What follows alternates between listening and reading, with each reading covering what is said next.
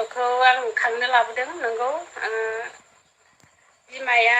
गावनो जासिनायखाय आं लाबोदोंमोन आरो उन्दैयाव माने बिफाबो गैया रावबो गैया आंहा दुखुथिया होननानै बियो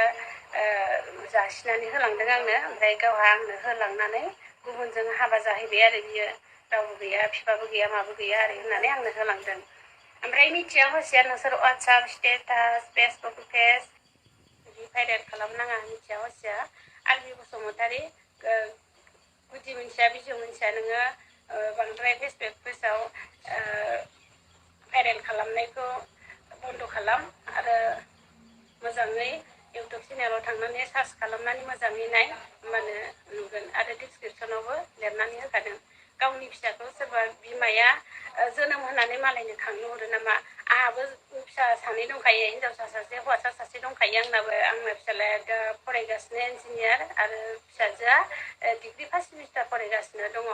आं मालायनि फिसाखौ आं अननानैसो लाबोदोंमोन रावबो गैया होननायखाय उन्दैयावनो लाबोदोंमोन